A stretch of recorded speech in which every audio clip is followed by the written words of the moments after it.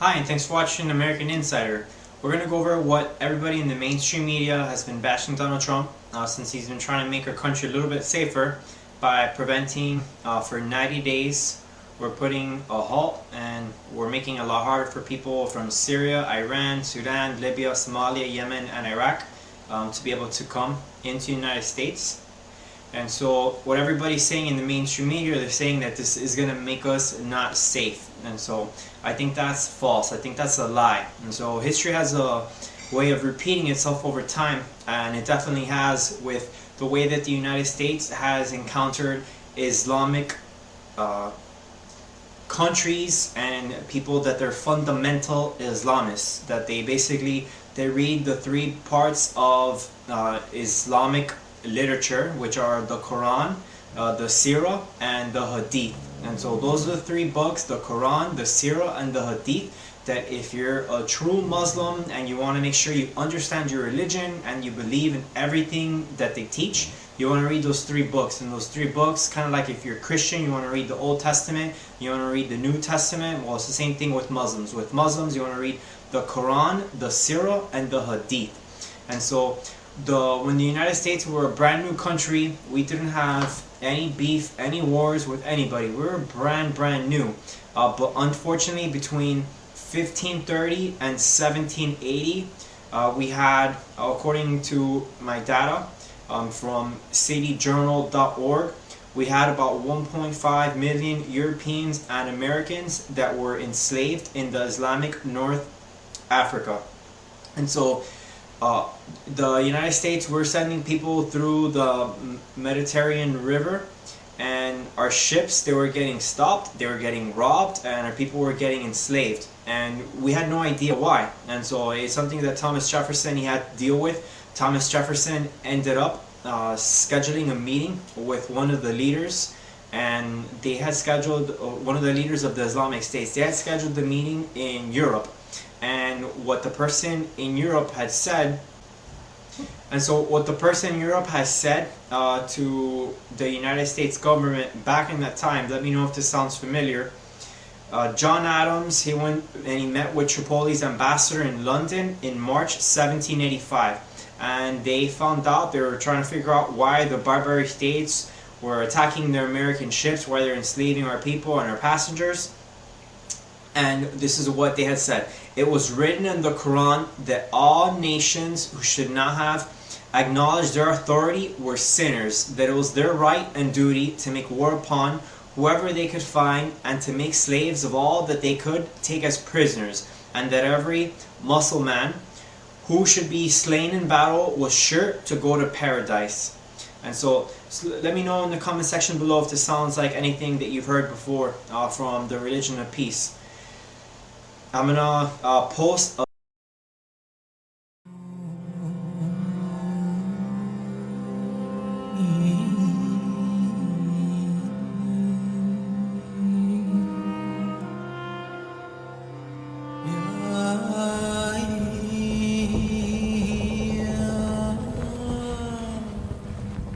Pirates stalked the seas again, seizing ships and holding cargoes and crews hostage. Strange as it seems, the U.S. Navy and Marine Corps were forged over 2 centuries ago to fight pirates. For hundreds of years, the Barbary pirates, or corsairs, terrorized the Mediterranean Sea. They sailed from ports along the North African coast, taking their name from the Barbary states of Tripoli, Tunis, Algiers, and Morocco. The Muslim pirates sided with the Ottoman Turks against Christian Europe. They preyed on merchant vessels, attacking ships and imprisoning their crews. If no one ransomed captive sailors, the corsairs enslaved them at hard labor. Barbary pirates raided as far away as England and Iceland, kidnapping villagers to sell in African and Ottoman slave markets. Sometimes European governments fought the pirates. More often, they paid them bribes, called tribute, to leave their ships alone. But across the Atlantic, a new nation was forming, that would challenge the Barbary corsairs. After Americans threw off British rule, their merchant ships no longer had Royal Navy protection. The corsairs began to prey on American vessels bound for Mediterranean ports. For the new nation to survive, its goods had to reach market. The U.S. had to protect its commercial fleet. Fresh from British occupation, Americans distrusted the idea of a national military. Many of the founding fathers wanted a navy only strong enough to protect American shores. With few warships, the U.S. simply couldn't fight the pirates. In 1784, Congress agreed to spend $80,000 to bribe the Barbary corsairs. To make the deal, Thomas Jefferson and John Adams sailed to England.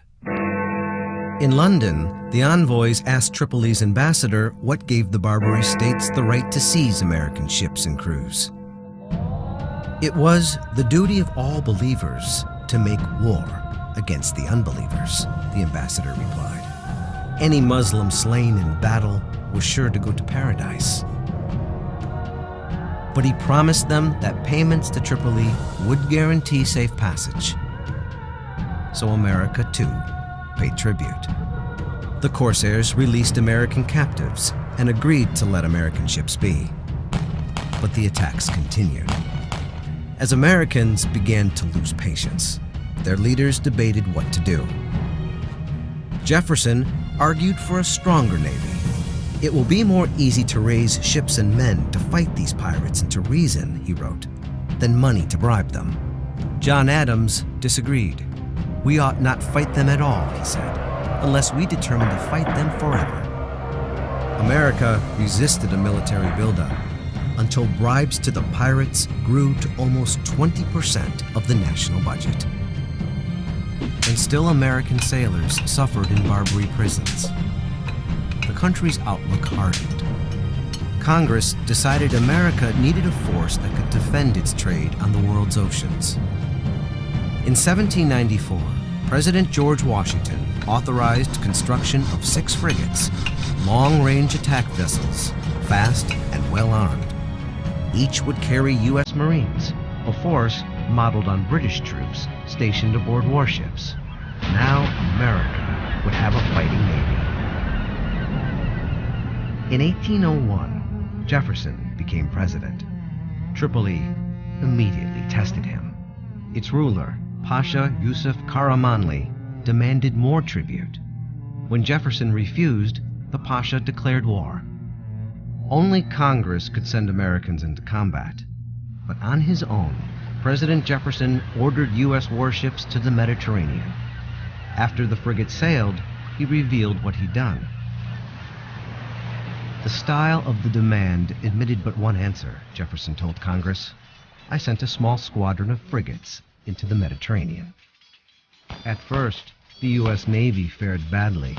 Corsairs took the USS Philadelphia, imprisoning her crew and sailing the captured frigate to Tripoli. At home, critics savaged Jefferson's foreign adventure. He stayed the course. A turning point came in 1804. In a night raid led by Lieutenant Stephen Decatur, Navy commandos blew up the Philadelphia. U.S. warships bombarded Tripoli, wrecking her fortifications. Still, Karamanli refused to release his American captives. After a year of fruitless negotiation, the U.S. took action again. William Eaton, American consul to Tunis, assembled a small force of Marines and mercenaries.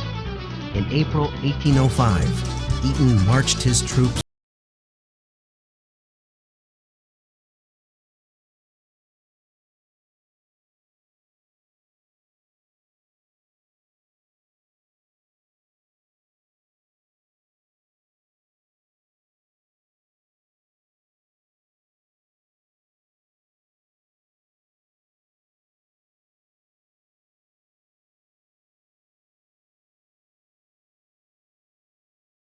generally disposed at present to respect our peace and friendship.